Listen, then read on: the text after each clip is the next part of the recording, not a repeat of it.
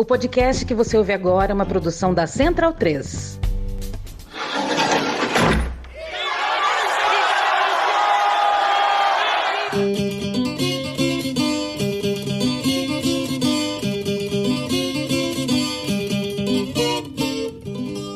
Começa agora Guilhotina, o podcast do Le Monde Diplomatique Brasil. Eu sou Luiz Brasilino e estou aqui com Bianca Pio. E aí, gente, tudo bem? Bom, no episódio de hoje a gente recebe a arquiteta Clara Ante. Oi, Clara, tudo bom? Tudo, vocês vão bem? Tudo jóia, Clara. Obrigada por ter aceitado o nosso convite aqui para participar do Guilhotina. Eu que agradeço. A Clara foi professora de Planejamento Urbano na PUC Campinas, vice-presidente da Federação Nacional dos Arquitetos e Urbanistas, fundadora e uma das primeiras mulheres dirigentes da Central Única dos Trabalhadores, a CUT. Pelo PT, foi deputada estadual de São Paulo de 1987 a 1991 e líder da bancada do Partido da Constituinte Paulista de 87 a 88. De 1991 a 2002, assessorou Lula nas campanhas eleitorais e nas caravanas da cidadania. Foi assessora especial da Presidência da República entre 2003 e 2010 e atuou como diretora do Instituto Lula de 2011 a 2017. Atualmente, ela é conselheira no Instituto. Ela está lançando pela editora Autêntica o livro 4 décadas com Lula, o poder de andar junto, em que conta a sua história de mais de 4 décadas de luta pela democracia e pela justiça social no Brasil. Clara, vamos começar o episódio te perguntando um pouco como é que surgiu a ideia de escrever o livro e como é que foi o processo de produção. Bem, escrever o livro foi um processo bastante duro, porque é o primeiro livro, por enquanto o único que eu escrevo, e eu não tinha nem as manhas, nem a técnica. Eu posso dizer que bati cabeça bastante logo no começo, tive muitas dores, vamos dizer, até dar uma engatada na escrita. E o processo foi lento, né? Eu levei 5 anos para escrever o livro, não somente pelo tempo necessário. O que foi mais difícil é que eu peguei exatamente a minha decisão de escrever o livro, ela é paralela, né, ao momento mais difícil que a gente viveu, a gente, digo eu, o Instituto Lula, o PT, vivemos nesses últimos anos. Então, quando eu decidi escrever, a presidenta Dilma tinha acabado de ser cassada injustamente, sem motivo legal, o que significou uma derrota muito pesada, né, para nós. Depois, o Instituto foi alvo de ações, tanto do Ministério Público, quando questionaram a veracidade até das palestras que Lula deu no exterior, e começaram os processos. Em seguida veio a Receita Federal, que questionou as contas do Instituto. Depois, o mais pesado foi o dia que teve o cumprimento da ordem de busca e apreensão na casa do Lula, dos filhos dele e de vários de nós diretores do Instituto, inclusive na minha casa. E aí, depois, finalmente, a prisão. Então, acho que dá para imaginar o que a tensão, a dificuldade, a tristeza, principalmente, que a gente estava vendo. E, finalmente, o Lula preso, né? Quer dizer, a ausência, né? Porque, embora o Lula preso marcou um momento, né, no país, pela maravilhosa vigília que foi organizada para dar suporte para ele, para dar como se fosse um eco para ele, né, do que está acontecendo no Brasil, que ele escutava, né, as saudações, ele escutava as declarações de algumas pessoas no megafone. Então ele teve, né, vamos dizer, esse acolhimento do lado de fora da prisão, o que lhe deu forças para suportar e lutar pela sua inocência. Mas vieram visitas do mundo inteiro, vieram artistas, vieram chefes de Estado, vieram políticos, escritores, religiosos, tudo que vocês podem imaginar estiveram lá na vigília. Mas, apesar desse acolhimento todo, é óbvio que estar preso é ruim, e para a gente que ficou aqui fora, era ruim ter o Lula preso, porque você fica numa angústia de não saber se aquilo vai acabar algum dia. Acabou. Sim, e talvez eu acho que o livro possa ter sido uma forma de elaborar isso, né, Clara? O livro foi várias coisas. O livro foi uma companhia, porque, aliás, eu esqueci de mencionar uma das características mais tristes, digamos, mas não do ponto de vista político,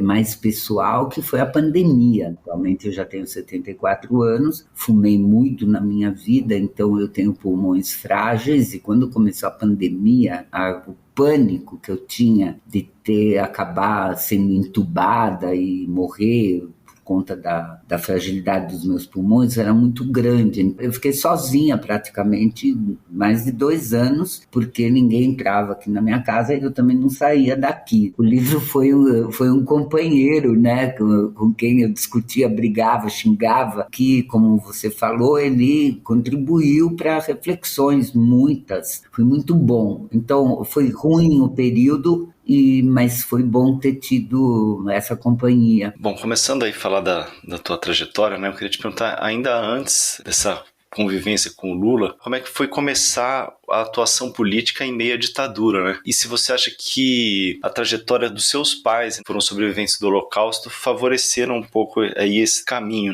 né? Com certeza. Eu nasci logo depois da Segunda Guerra Mundial, nasci em 1948, né? E meus pais sobreviveram ao nazismo, o que não é pouca coisa. Sobreviveram ao nazismo e viveram, né, os escombros da guerra, as perdas da guerra, que são muito fortes. Foi mais na família do meu pai, que mais de 40 pessoas morreram na cidade dele, todas com o nosso sobrenome. E ainda mais minha mãe também teve momentos extremamente difíceis, e até quando eles se conheceram, que já estava bem no final da guerra, eles conseguiram chegar no Cazaquistão, na União das Repúblicas Socialistas Soviéticas. Então, não é que não houvesse sofrimento de guerra, mas era nada que se comparasse a sofrer diretamente o nazismo, né? E então eles sobreviveram, as histórias deles, da vida deles, da família deles,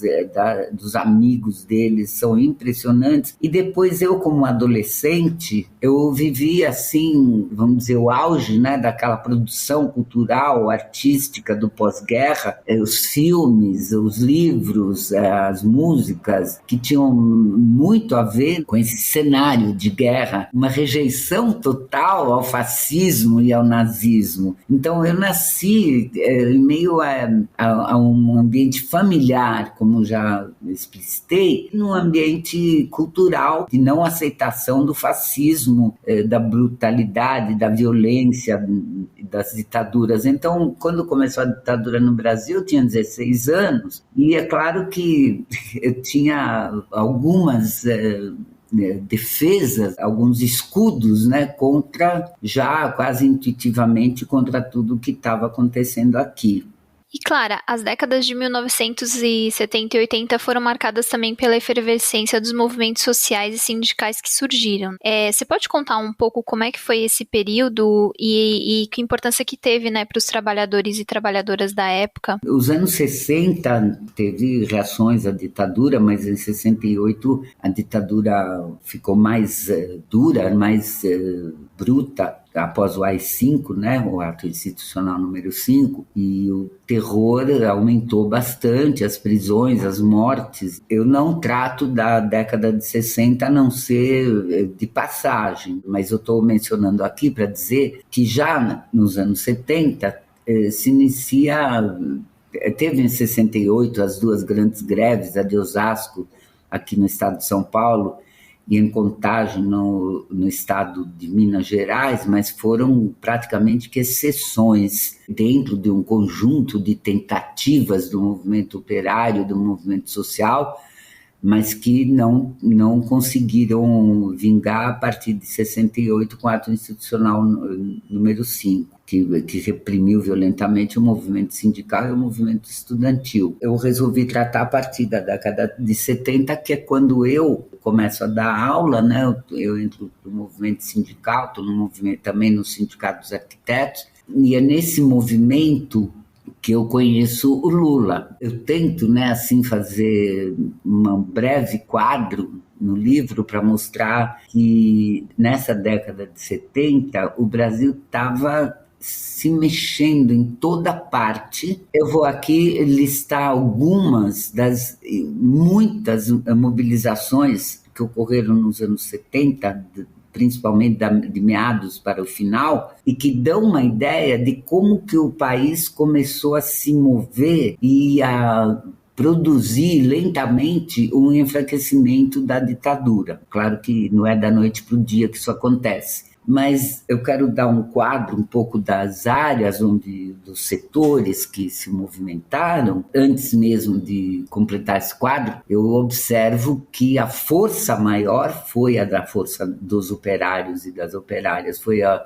força do movimento operário. Ela era, vamos dizer assim, quase que a locomotiva. No final dos anos 70, começo dos anos 80, ela se constitui uma espécie de locomotiva desses muitos vagões fortes que se constrói nesse período. Então vamos lá, meados de 1970, 75, por aí, 70 ainda antes, 73, 74, começa uma série de mobilizações pela reconstrução das entidades estudantis, como mote principal a reconstrução da UNE, que tinha sido proibida pela ditadura, mas outras, os DCEs, os Diretórios Centrais de Estudantes, os grêmios estudantis, voltaram aos poucos a batalhar pela reconstrução. A UEE, a União Estadual dos Estudantes, aqui em São Paulo e em outros estados. Nós tivemos o CBA, o Comitê Brasileiro pela Anistia, que colocou na pauta a anistia dos presos políticos, né? E, claro, se manifestou pelo fim da violência, da tortura e demais ilegalidades que ocorriam. Nós tivemos em 1976, se não me falha a memória, a fundação do Movimento Negro Unificado. Não quer dizer, o próprio nome está mostrando, não quer dizer que não tinha movimento, tinha vários espalhados ou atomizados, e naquele momento se produz a unificação dos movimentos negros, que são talvez um momento mais forte de construção de um pilar para resistir ao racismo. Depois nós temos o movimento contra a carestia, um momento de muita inflação, aumento do custo de vida, então principalmente, predominantemente composto por mulheres que participavam já de alguns movimentos de bairro, pela melhoria da vida nos bairros, constituem o movimento contra a carestia, fortíssimo. Os professores, servidores públicos, onde você olhava, tinha gente se mobilizando para enfrentar, né, principalmente a inflação, ou seja, por melhoria de salários e pela democracia. Outros movimentos na mesma época que vão se reorganizando ou organizando, o movimento nacional da UNI.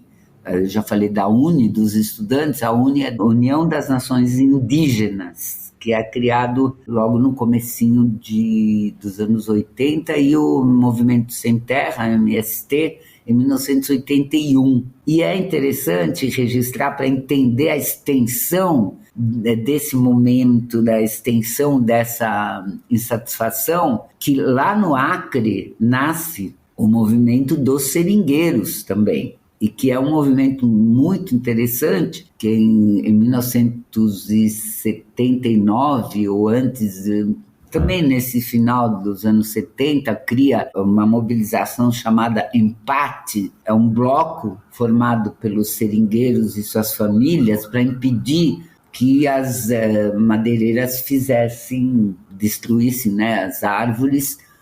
E então eles formavam um empate, e ao mesmo tempo criaram um movimento, era o movimento dos povos da floresta, considerando aí tudo que é vivo dentro da floresta. É interessante, por exemplo, que em 1980 o líder, né, desse movimento pela preservação da Amazônia e no caso do Acre, o líder era o Wilson de Souza Pinheiro, era do Sindicato dos Trabalhadores Rurais, presidente do Sindicato dos Trabalhadores Rurais de Brasileia, que fica quase na fronteira com a Bolívia, ali perto de Chapuri, e esse líder ele foi assassinado, e uma das coisas que eu observo no livro, né, que daqui de São Paulo se deslocou Lula e o Jacob Ittar, que era presidente dos petroleiros, era o maior líder dos trabalhadores petroleiros, e também o José Francisco, que era da Confederação Nacional dos Trabalhadores da Agricultura. Os três foram lá para solidarizar com as famílias e participar do movimento de revolta ali dos demais trabalhadores rurais, os seringueiros. E foi a primeira condenação que o Lula teve, foi por causa dessa participação. A justiça, na época a justiça militar, atribuiu a ele incitação ao crime de assassinato do cara que assassinou o Wilson Pinheiro. Então, porque, lógico, estava todo mundo revoltado, os discursos eram, assim, bem inconformados, né? E o Lula, na época, no discurso dele, ele usou a expressão, chegou a hora da onça beber água. No dia seguinte, aparece morto o assassino que matou o Wilson de Souza Pinheiro. Então, a justiça deduziu, entendeu que foi que o discurso do Lula seria um chamamento à vingança, mas, na realidade, tudo ficou provado que não era isso, mas eles foram condenados e levou 3 anos depois para serem inocentados. Só para ter uma ideia de como as coisas estavam funcionando na época e como que era no território nacional, tudo tomado, né, por essa indignação que eu estava contando antes. Uma grande liderança que surge naquela época também é Olívio Dutra, do Rio Grande do Sul, bancário, que aliás eu soube que ele é candidato a senador. E enfim, mas eu estava dizendo que o país ele estava povoado, vamos dizer, né, de indignação. As pessoas não conseguiam mais viver com tanta inflação. Então foi o momento de identidade de muitos movimentos, identificação de uns com os outros. Evidentemente que com a greve da Scania em São Bernardo, em 78, que se estendeu a outras fábricas, começa um ciclo impressionante, e é nesse ciclo que o Lula é conhecido e reconhecido como uma grande liderança operária. A partir daí, para resumir, porque vai entrar na década de 80, o que a gente tem? Em 79, a nova lei eleitoral, que permitiu sair do bipartidarismo, e aí que se constrói o PT. Em 83, a campanha pelas diretas. Já em 82, de acordo com a nova lei eleitoral, temos eleições em quase que todos os municípios, menos os que são de segurança nacional ou de mineração e outros, mas proporcionalmente são poucos municípios. Bom, e as capitais, que também não teve eleição em 82. Em 86, as eleições para governadores e deputados e senadores, etc. E 89, a eleição em que o Lula foi para o segundo turno e o Collor ganhou. Sim, Clara, antes de entrar nos anos 80, eu queria te perguntar, você falou que conheceu o Lula nessa época, né? Como é que foi a sua impressão nesse período? Assim, quais foram as primeiras impressões que você teve dele? Bom, vamos lembrar uma coisa que interfere bastante, né, na impressão, que eu fazia parte de uma organização política, né, antes do PT existir, uma organização de esquerda chamada Organização Socialista Internacionalista, OSI. E evidentemente que dentro da organização a gente fazia avaliações, leituras, né, dos acontecimentos e tinha algumas opiniões aí, vamos dizer, formais do grupo. Contando hoje, parece divertido, mas não era. Mas é interessante saber, né, essa forma aí de pensar, né, das organizações mesmo da esquerda. A gente começou caracterizando o PT, comecinho do PT, né, como sendo um pilar de sustentação da ditadura militar. Olha só, coisa ruim, né? Passou pouco tempo e a gente passou a chamar de correia de transmissão da burguesia. Deu uma aliviada, né?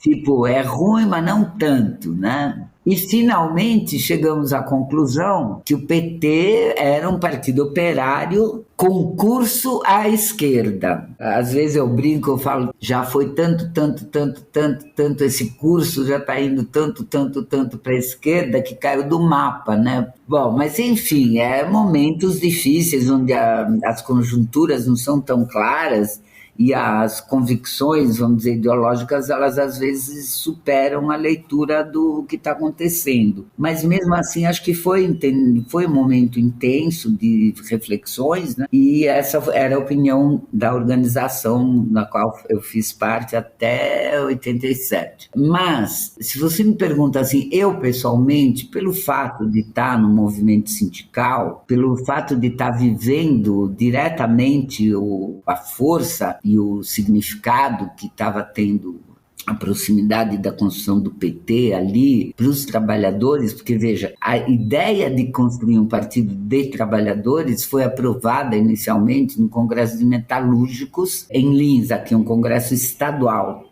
que acho que foi em 87. Essa decisão é reforçada no Congresso Nacional dos Metalúrgicos, e está todo mundo lá, todos os segmentos da categoria de metalúrgicos, em geral, a maioria sem opções partidárias ou ideológicas, mas alguns já com alguma pertinência a grupos políticos. Então é interessante, olha, no Congresso Nacional, praticamente que todo mundo votou a favor da criação de um partido de trabalhadores, inclusive a pelegada, os pelegos, né? Quem é que votou contra? Votou contra o Partido Comunista do Brasil, o MR8, e mais algum grupo político que já existia, porque como eles já existiam, eles se consideravam o Partido dos Trabalhadores, portanto não precisaria construir uma. Então, na realidade, a opção por um Partido dos Trabalhadores foi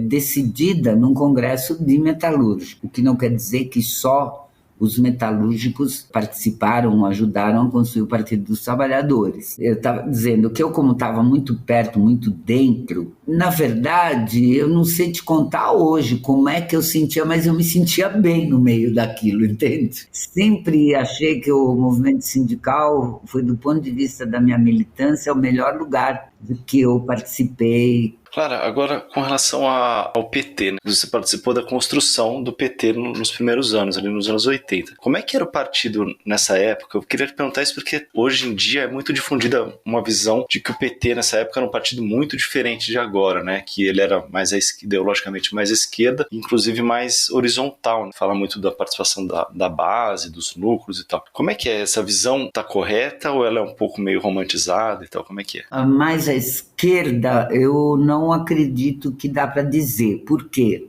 Tem 3 documentos que são os documentos que criaram o PT, né? O Estatuto, o Manifesto e Carta de Princípios, né? Esses documentos, eles expressam claramente uma opção pelo socialismo, tudo isso. Não por isso eles são mais à esquerda do que hoje. Acho que não é essa a questão, porque também hoje eu se estivesse entrevistando, eu ia perguntar, e o que é ser de esquerda? Né? O que exatamente é ser de esquerda? Porque a palavra à esquerda é abrangente demais, rigorosamente não define muita coisa, e a gente vê que se dizem de esquerda pessoas muito diferentes, com ideias muito diferentes e com propósitos, às vezes, também diferentes. Para mim sempre foi difícil conviver com essas, por falta de outra palavra, eu vou usar, com essas taxações, né? Taxar um grupo, taxar pessoas. Então eu acho assim, eu acho que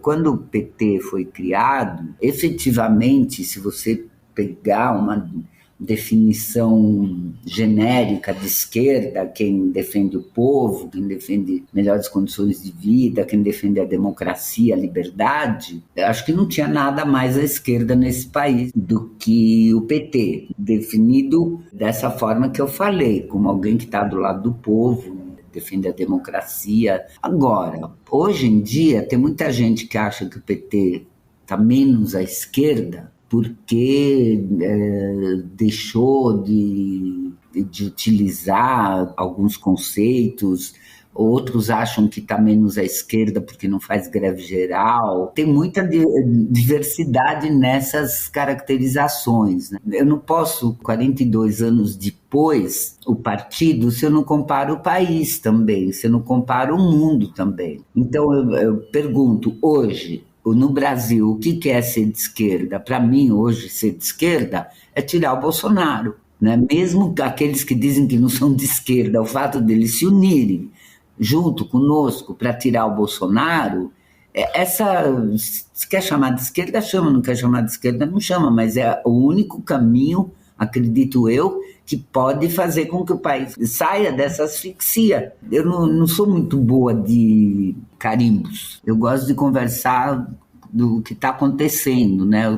Tem pessoas que eu conheço que falam, mas claro, o Alckmin, né? Tem muita gente, é um direito das pessoas pensarem assim, mas eu acredito que é um equívoco nesse momento, porque eu poderia responder, mas gente, pensar no cara ficar destrói o país de vez, já destruiu tanta coisa, já é capaz de destruir desde as instituições até os núcleos familiares, com esse negócio das armas. Na medida que defende o armamento indiscriminado, todo mundo sabe que se tem uma arma dentro de uma família, vai matar alguém. Arma serve para matar. Infelizmente, eu conheço 2 ou 3 famílias que viveram catástrofes por causa de ter uma arma dentro de casa. O que acontece? Acontece numa que eu conheci, o avô matou o neto, na outra o menino matou o irmão, e assim por diante. Então, é uma destruição completa da sociedade, do país, das instituições aos núcleos familiares. Que pai, que mãe que merece ver um assassinato dentro da sua casa, ou na esquina, ou no bar? É um absurdo. Então, eu acho que a gente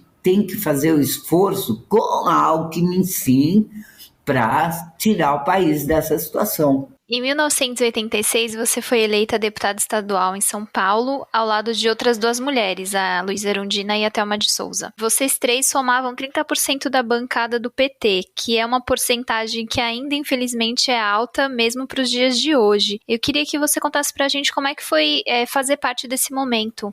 Foi muito bom. Nós éramos 10, lógico, né? 30%, 3. A bancada era muito interessante. Isso é algo que o PT perdeu um pouco, que é a atuação de bancada, né? Não estou falando das votações, isso daí no Congresso, nas assembleias, eu estou falando mais de uma atuação conjunta em tudo. Só fui deputada 1 mandato, nesse mandato de 87 a 91, onde eu aprendi mesmo a atuar conjuntamente com os companheiros e as companheiras de uma forma muito, muito, muito, assim, coletiva. A bancada era bem diversificada. Nós tínhamos o Cicote, que era metalúrgico de Santo André, o Expedito, metalúrgico de São Bernardo, o Roberto Gouveia, que era médico, o Zé Dirceu, que é advogado, mas na época ele era secretário-geral do partido, então uma presença de uma das maiores autoridades do partido dentro da nossa bancada. A Luísa, que era servidora da prefeitura, assistente social, depois foi eleita prefeita. A Thelma, professora e eleita prefeita depois em Santos. Eu, Ivan Valente, que era um militante do movimento popular lá em São Caetano, e também por aqui, por São Paulo. José Machado, de Piracicaba, ele é economista, que foi eleito prefeito de Piracicaba. Ele, a Thelma e a Luísa foram eleitos prefeitos no meio do mandato. Aí entraram 2 companheiros homens, os 2 metalúrgicos, o Chico Gordo, metalúrgico de São Paulo, e o Alcides Bianchi, metalúrgico de Campinas. Agora, foi um momento impressionante, porque a gente fez a Constituição, a nova Constituição de São Paulo, do Estado de São Paulo, logo terminou em Brasília a Constituição Federal, nós tínhamos um ano de prazo para fazer a estadual e, simultaneamente, a campanha eleitoral Lula versus Collor e Collor versus todos. E também, nesse mandato, que o Quércia era o governador e ele não queria pagar o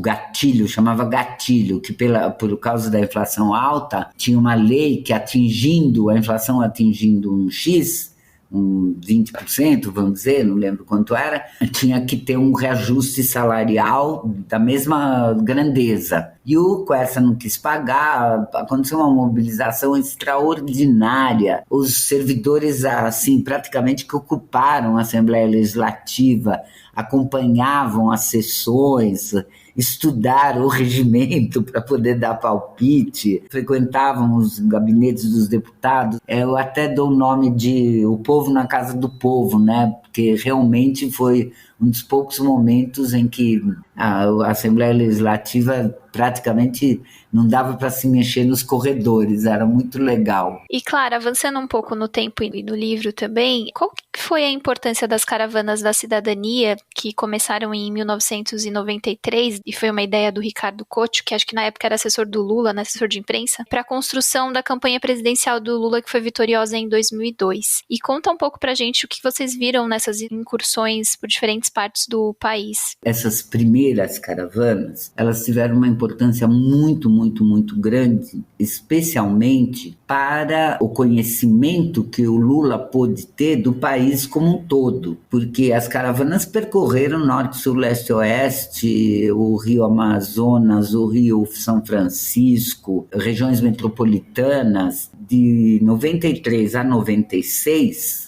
se não me engano, foi uma quantidade de caravanas tão grande que acho que não sobrou nenhum lugar que não tivesse tido uma caravana, um pedaço da caravana, e aí deu para ter noção da diversidade do país em todos os sentidos, diversidade de organização da produção, diversidade da forma de vida das pessoas, e principalmente da agricultura, porque percorria muitos interiores. É uma coisa interessante, porque o Lula, a experiência que ele tinha muito mais, né, até então, era na categoria dos metalúrgicos e no movimento sindical. Muitos e muitos trabalhadores e trabalhadoras eram egressos do Nordeste, de lugares de muita pobreza e que vieram para o estado de São Paulo, principalmente para a região do ABC da indústria, para sobreviver. Então Lula pôde conhecer, vamos dizer, os filhos desse Brasil profundo. Ele vai para conhecer agora o Brasil profundo inteiro, ele vai conhecer os pais deles, vai conhecer o que era feito, por que eles foram embora, assim. E ele sempre fala que as caravanas foram uma lição gigante do que é o Brasil, né, do que é a injustiça, a desigualdade, principalmente, e a desigualdade e diversidade. Então, isso para o Lula. E é óbvio que como a organização das caravanas mobilizou o partido, mobilizou vários sindicatos, os sindicatos rurais, de trabalhadores rurais, por exemplo, muitos participavam da organização das caravanas, lideranças intelectuais, professores, teve de tudo, né? Todas as caravanas, o professor Aziz Absaber participou, era, né, geógrafo, conhecia o Brasil com uma palma da mão. Então, foi um momento de conhecer e reconhecer o país em sua plenitude. O resultado direto, imediato das caravanas, para mim, está também na vitória de 2002, né, para o governo de 2003, mas principalmente nessa década de 90, na preparação para enfrentar o que seria governar esse país. Tanto é que esse período da década de 90, no livro, capítulo, eu chamo de sementes para um bom governo. E essas sementes eu me refiro tanto às caravanas, principalmente as caravanas com detalhes e tal, mas também ao governo paralelo que o Lula formou com acadêmicos, com intelectuais, jornalistas. O governo paralelo foi logo depois que o Collor ganhou. A intenção era ter um núcleo de produção de propostas de políticas públicas e também de críticas ao que o Collor viesse a fazer. Isso foi imediatamente a vitória do Collor. Então, as caravanas, o governo paralelo, aí depois quando o Collor renuncia e assume o Itamar, aí a gente desiste do formato de governo paralelo, porque o Itamar ele se relacionava com o PT, nós nos relacionávamos com ele. Ele assumiu o governo, não tinha mais por que fazer o núcleo de pura oposição. Então, aí é construído o primeiro Instituto de Cidadania, ele passa a ser uma instituição permanente de produção de políticas públicas, tanto é que eu diria que a primeira versão do Fome Zero foi feita já na época do governo paralelo e no começo do Instituto de Cidadania, que chamava Plano Nacional de Segurança Alimentar, coordenado pelo pai do José Graziano, José Gomes, e outros muitos projetos que foram feitos. Então, quando a gente chega na véspera da eleição de 2002, tem um acúmulo de luta na sociedade, somado a conhecimento do país e da sociedade, e do Brasil e dos brasileiros e brasileiras. Tem um acúmulo de projetos e propostas, proposta para segurança pública, proposta para projeto moradia, que é para política urbana e habitacional, saúde, é uma quantidade de projetos. Eu vou contar uma coisa aqui, um detalhe. Para escrever o livro, eu cansava de tanta coisa que eu tinha que dar conta. Eu mesma, para selecionar os temas, os assuntos que eu foquei, eu me cansava, porque é muita coisa. Eu cansava de me lembrar quando a gente estava fazendo, cansaço físico eu estou falando, porque realmente o Lula, enfim, é o líder de um trabalho tão coletivo, tão grande, tão junto, né, que realmente não podia ser uma coisa muito simples, né? Eu queria ler para vocês, posso? Tem a capa da frente e a capa de trás. Tem uma apresentação muito bacana do jornalista, escritor Lira Neto, que escreveu a biografia do Getúlio Vargas, né? E logo abaixo tem uma frase que ela está dentro do livro, mas eu fiz questão de colocá-la na capa, porque eu acho que ela diz muito do que, como eu vejo o Lula. Então é assim: nada do que Lula fez, ele fez sozinho. Sua liderança nasceu, cresceu e se consolidou por mais de 4 décadas como expressão de um andar junto. O que ilustra bem essa frase, né, Clara, é a história de como você se tornou assessora do presidente da República, né? Será que você podia contar isso daí pra gente? Eu ia, de todo jeito, ia trabalhar no governo, sabia disso, mas o Lula, como sempre, com quem é mais próximo, ele vai deixando, vai resolvendo. Tinha um monte de visitas do exterior e autoridades e tal.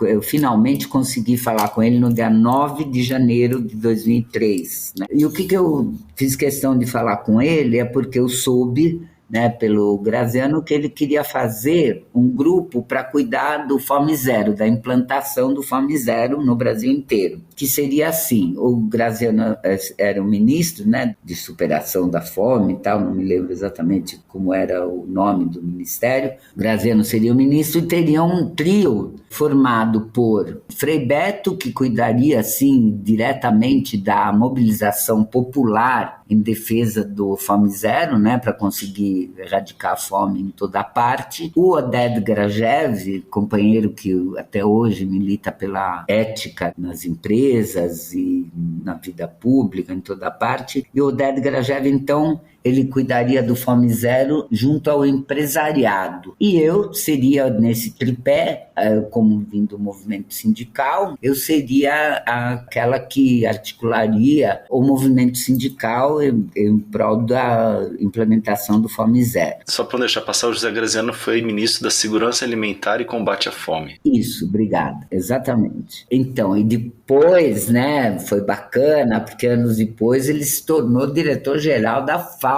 que é o organismo da ONU que cuida da fome no mundo. E ele foi reeleito para esse cargo na ONU, que é maravilhoso, né? O Brasil, depois de tantas décadas, porque o Josué de Castro, aquele que escreveu a Geografia da Fome, ele foi membro do Conselho da FAO. O Josué de Castro, a gente pode dizer, é uma liberdade minha, né, dizer que o Josué de Castro fez o primeiro mapa da fome. Você vê o livro Geografia da Fome. Depois dele, a oportunidade de um brasileiro estar na FAO, nesse organismo da ONU, foi no governo Lula, com o Graziano lá como diretor-geral da FAO. E ele ficou 2 mandatos. Bom, eu continuo achando que seria maravilhoso eu fazer isso que o Lula estava achando que eu devia fazer, que é articular o movimento sindical para participar da batalha para implementar o Fome Zero nos sindicatos, no todo o Brasil, no movimento sindical.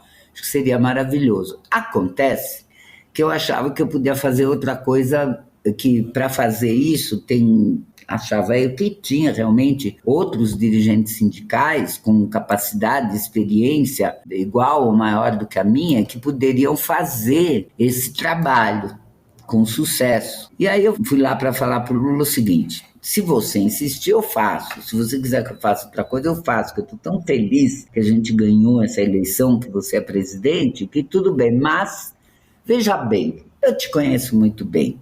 Você conversa com 5 pessoas, pede para uma que prepare um texto, alguma coisa, e no dia seguinte você vai cobrar de outra, porque você todos os dias se relaciona com muitas pessoas. E imagina no governo, com a quantidade de gente, com a quantidade de ministérios. Eu acho que eu posso te ajudar se eu fizer o acompanhamento dessas cobranças, desses comprometimentos seus com os outros e dos outros com você. O que você acha? Ô Gilberto, vem aqui. A Clara vai fazer um negócio bem legal, quer fazer um negócio bem legal aqui no governo. Arruma um lugar para ela trabalhar.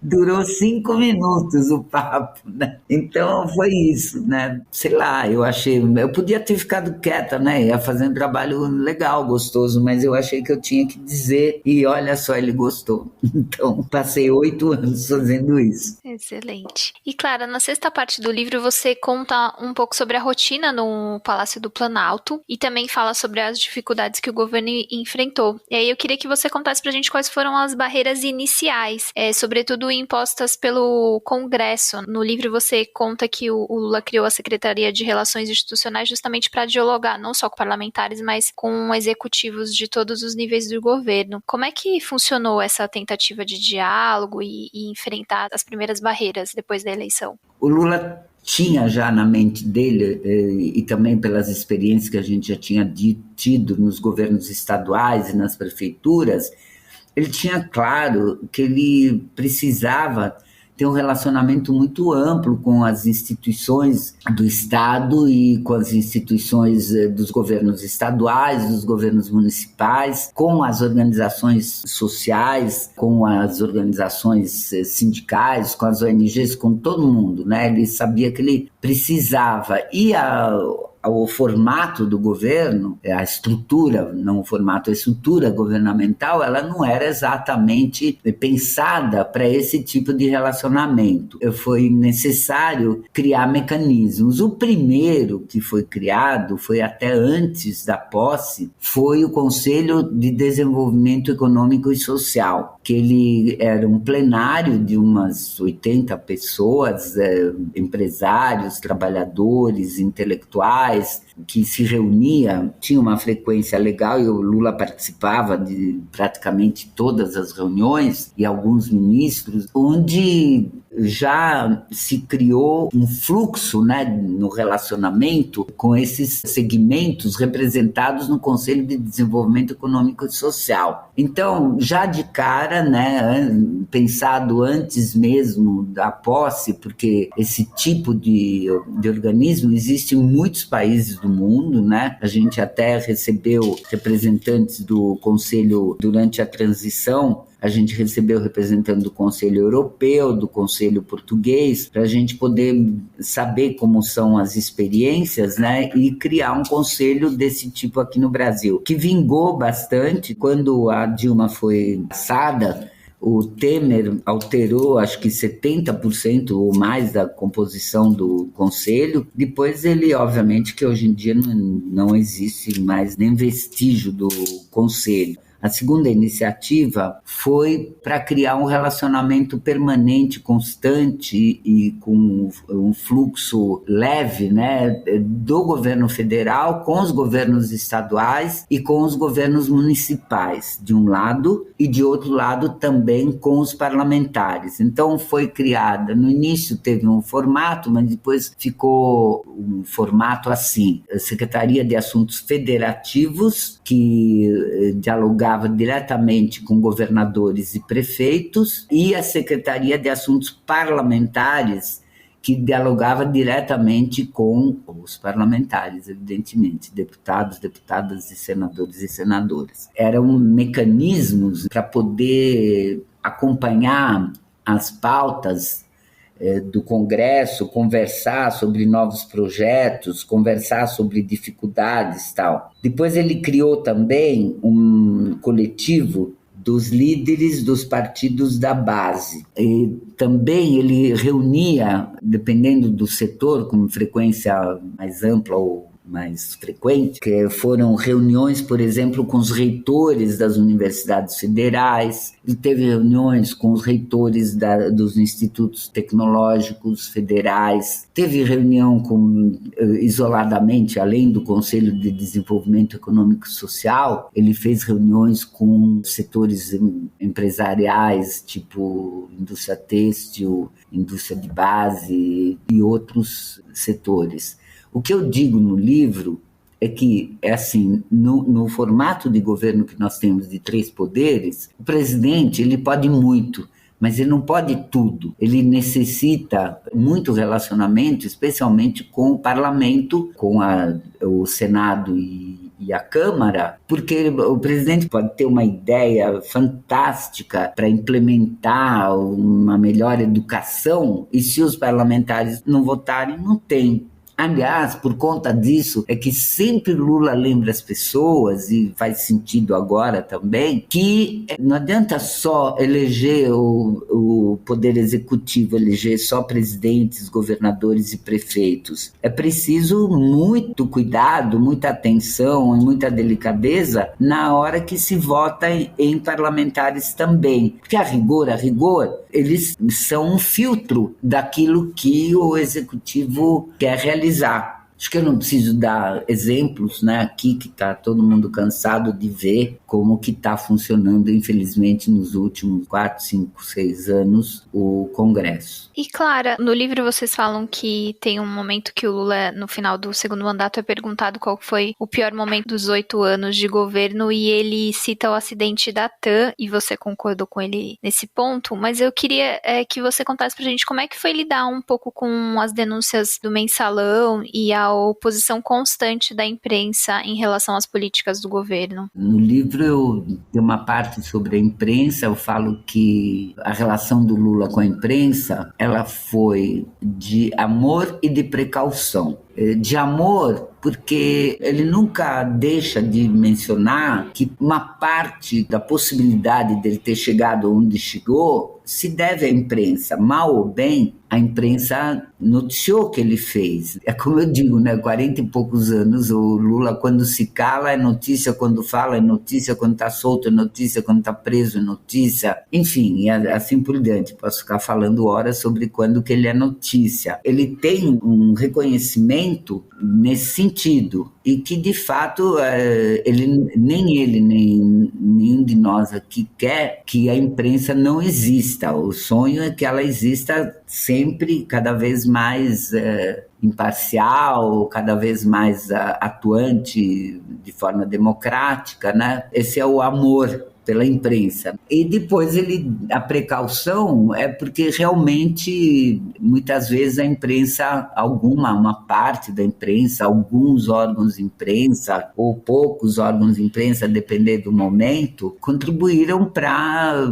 desgastar a figura dele injustamente. É uma relação contraditória. Mas para mim, né, quer dizer, eu faço questão de relatar isso no livro, só teve um episódio que não foi concluído, mas que começou mal, que começou com uma atitude indesejável aí, que foi quando um repórter do New York Times fez uma matéria dizendo que o Lula bebe, não lembro exatamente qual foi a notícia. Então, o Lula ficou muito triste, muito chateado, e o governo tomou a decisão de impedir que ele renovasse o visto dele de jornalista, de trabalhador aqui no país. Mas houve uma grande mobilização de amigos do New York Times, de amigos do repórter, amigos do Lula, todo mundo para lá e para cá durante acho que 2 dias, e no final das contas não aconteceu nada. O repórter continuou trabalhando no Brasil, não foi impedido, seu passaporte não foi tomado,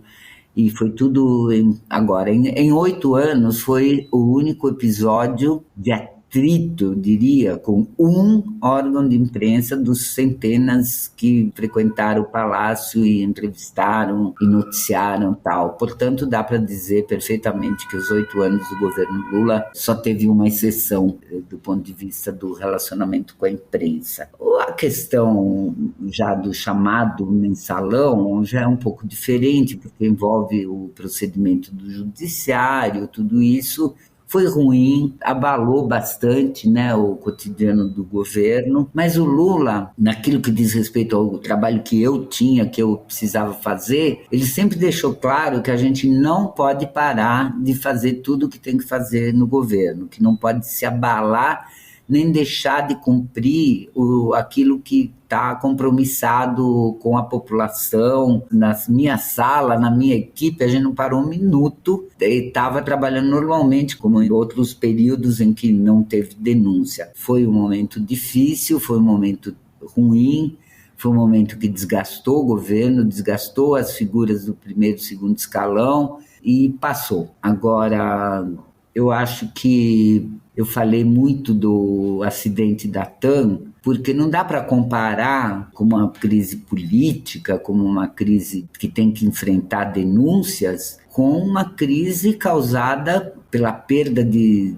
praticamente 200 pessoas. Realmente foi o pior dia do governo. O Lula diz isso, que foi o pior dia e que foi duro. Por que foi duro? Porque durante 3 dias, até ser analisado o vídeo da aterrissagem daquele avião, da TAM, o Brasil viveu uma informação, suposta informação, de que a culpa era do governo. Algumas reportagens chegaram a caracterizar o governo como um governo assassino e outras coisas mais. Foram poucas, mas aconteceram. Na maioria, a busca das reportagens era onde que foi para poder acusar o governo pela responsabilidade desse acidente. E esse vídeo mostrou que, a rigor, o piloto não conseguiu frear, o avião realmente ele acelerou em lugar de frear e aconteceu o que aconteceu. Ele saiu da pista do aeroporto e foi cair no depósito da TAM, onde matou mais 12 pessoas. No total deu acho que 199 pessoas que faleceram nesse dia, e o sofrimento das famílias, tudo isso é muito difícil de conviver com isso. Foi muito triste. Com certeza. No entanto, o governo chegou ao final, né, do segundo mandato com uma popularidade altíssima, né? Como é que foi esse momento com a vitória, né? O Lula fazendo a sucessora, Dilma, e a popularidade alta? O Lula sai com 87% de aprovação, ótimo e bom, e o governo com 83%. É um índice altíssimo. É euforia, né? E eleger uma mulher, a primeira mulher presidenta do Brasil, também foi eufórico, principalmente para nós mulheres, num país que o machismo predominava e ainda predomina, né? Então foi realmente um momento de alegria, de euforia, de glória, né? Porque quando eu conto, depois quando voltamos para São Paulo, que a gente criou o Instituto Lula, eu conto esse período, o último capítulo do livro, eu chamei de glória, asfixia e prisão. E o período da glória foi impressionante, gente. Impressionante. Um dia eu precisava de umas horas assim para contar o que foi esse período, né? E, infelizmente, parece que quem era contra não conseguiu tolerar essa glória, né? E começaram os ataques. Eu queria te perguntar, ainda nesse período de glória, eu queria te perguntar se você acha que o Lula pensava nessa época em que ele voltaria a ser candidato a presidente, se ele achava que ele deveria voltar para um terceiro mandato. Olha, não era uma pauta para ele, mas ele chegou a pensar na época que a Dilma foi reeleita. Isso é público, ele já falou para todo mundo, né, em várias entrevistas. Ele chegou a pensar, mas ele não queria, em hipótese alguma, ferir o direito que ela tinha de se reeleger. E por que ele chegou a pensar? Porque os ataques contra ela estavam já ficando fortes e ele, acho que tinha um sentimento de que talvez ele pudesse controlar isso, não sei, né? A única coisa que ele me falou, eu perguntei para ele, na época, se ele não queria ele se candidatar para terceiro mandato. Ele falou que ele não vai, em hipótese alguma, questionar o direito que a Dilma tinha de se reeleger. Tem uma história legal que eu conto no livro, que o Lula, quando foi presidente do Sindicato dos Metalúrgicos, ele foi presidente de 2 mandatos. Ele foi da diretoria mais um tempo, mas ele foi presidente mesmo 2 mandatos. Ele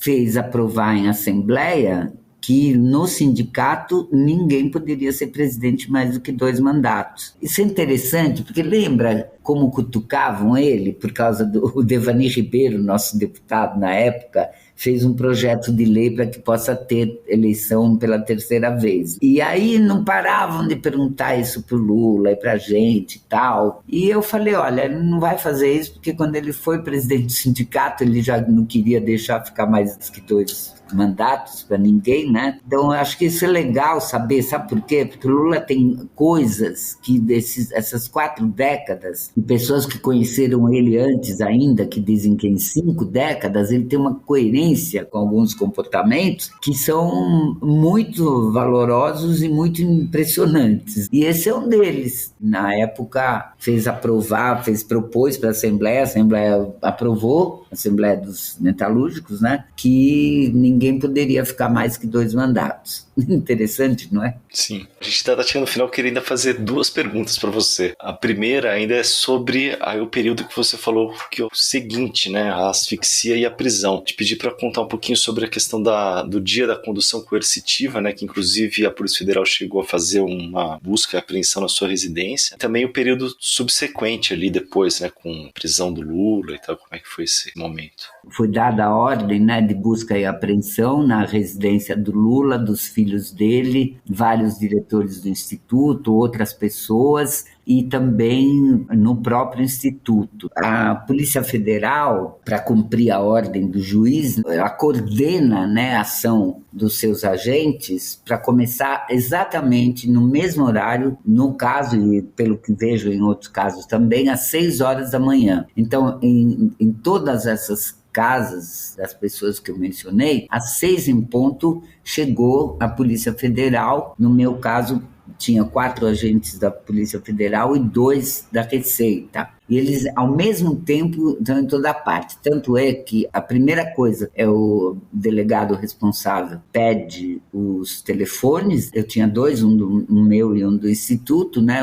Tenho que entregar o telefone e eu tenho direito a 2 telefonemas, mas eu tenho que fazer os telefonemas pelo telefone do delegado. Então, a primeira coisa que eu fiz foi ligar para o Instituto. Deu ocupado, né? Eles estavam tentando te ligar também. Provavelmente. Aí eu liguei pro segurança do Lula e eu falei, olha, aqui eu estou recebendo a visita de 6 agentes, 4 assim, parará. E aí ele falou, aqui está acontecendo a mesma coisa. Aí já me dei conta de uma operação que ia abranger muito mais gente. Pelo que o Lula conta, na casa dele foi bastante grosseira, né? A busca, viraram um colchão e foi desrespeitoso com a dona Marisa e também nos filhos dele, né? Que não são militantes, né? Então, tão ou mais surpreendidos quanto nós todos militantes também. Foi bem assustador, vamos dizer, né? Aqui em casa, que eu posso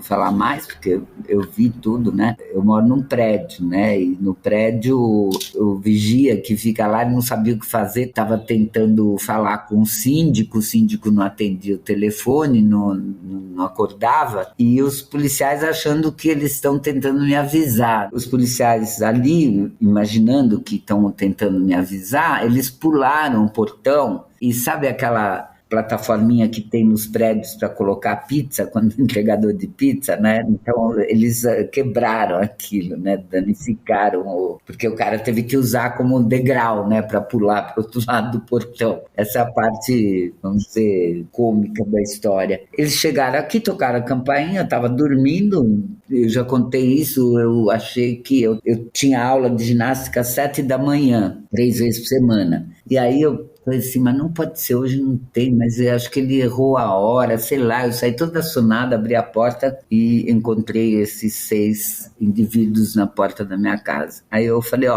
eu vou me trocar. O delegado falou, sim, a senhora pode se trocar, mas nós temos que estar dentro. Já estava iniciada a operação. Aí eu fui me trocar rapidinho, enfim, e começou então eles estavam em 6, mas aí vieram mais 2, porque eles têm que colocar testemunhas. Então eles pegaram 2 rapazes aí da segurança do prédio e eles estavam, tadinhos, eles estavam tão constrangidos, parados aí, olhando para o cenário todo. E, enfim, ficaram 2h20, mexeram em absolutamente tudo, levaram meu computador, o computador do Instituto, meu telefone, o telefone do Instituto, meus HDs, meus pendrives. Eu falo isso assim nessa lista toda porque durante 1 ano e 4 meses esperei para me devolverem, eu tive que comprar, pelo menos o meu computador e o telefone eu tive que comprar. Não foi muito agradável ter que gastar esse dinheiro.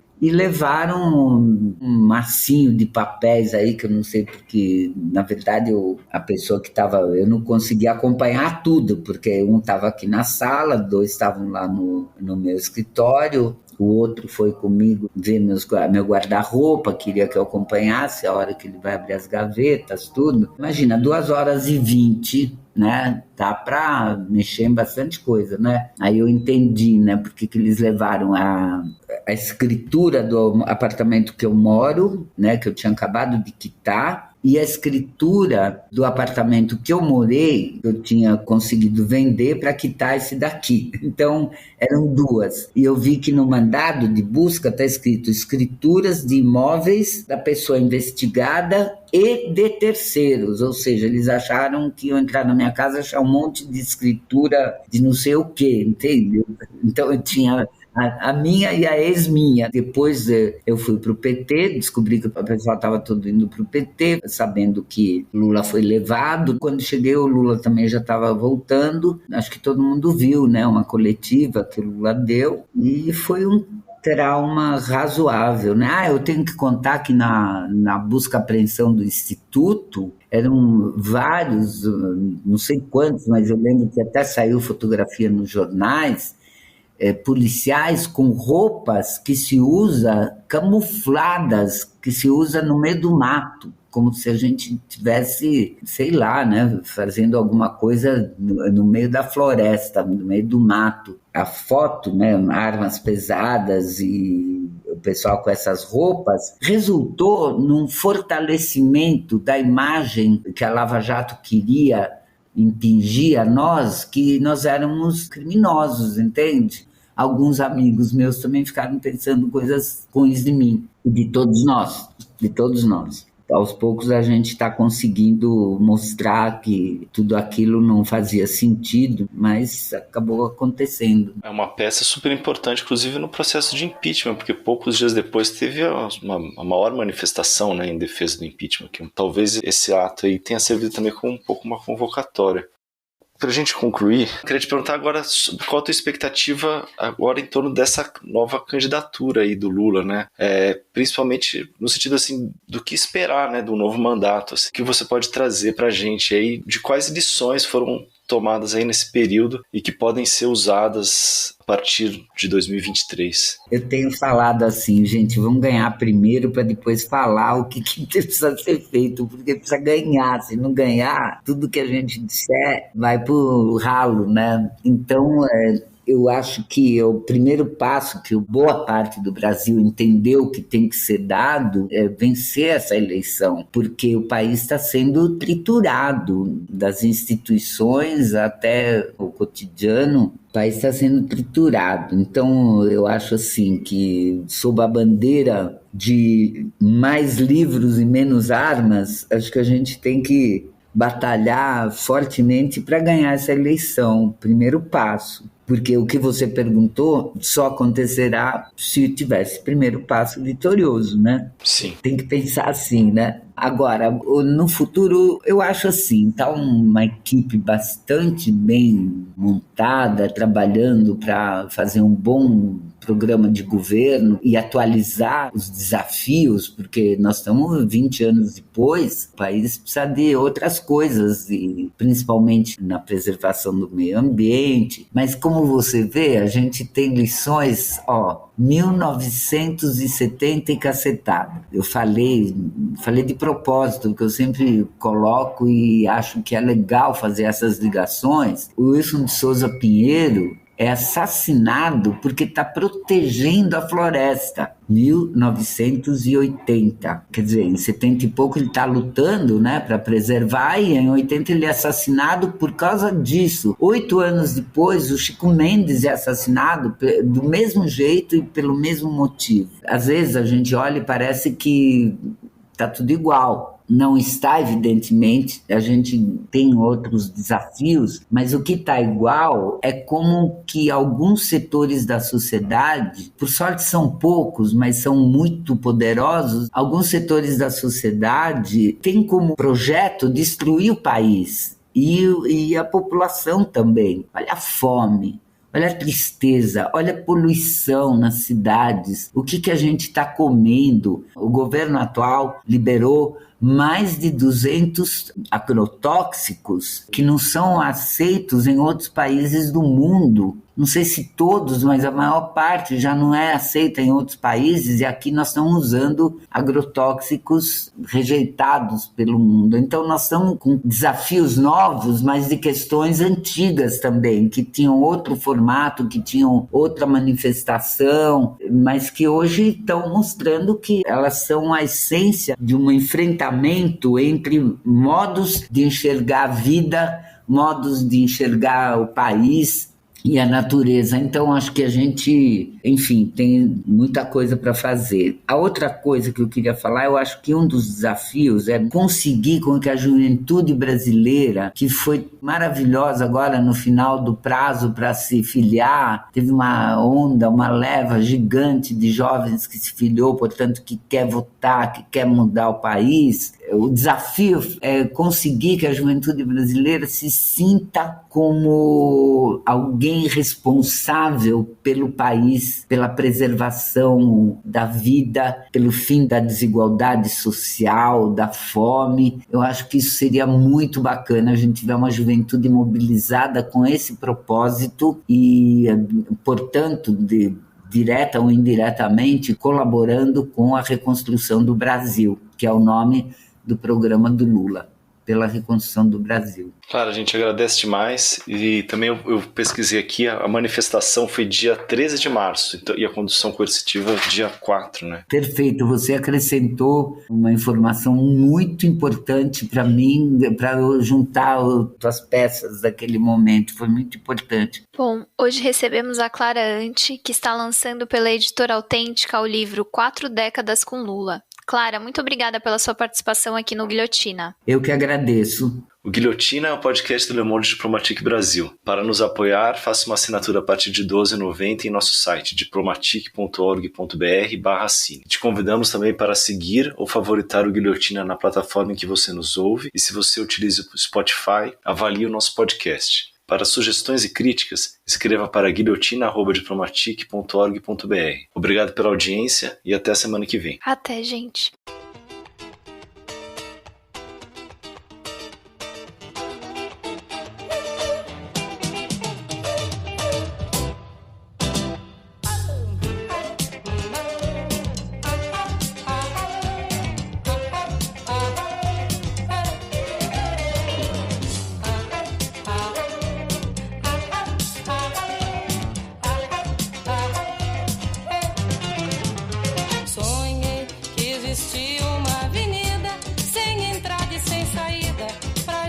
Comemorar toda hora, todo dia e toda a vida, na tristeza e na alegria, sem plateia e sem patrão.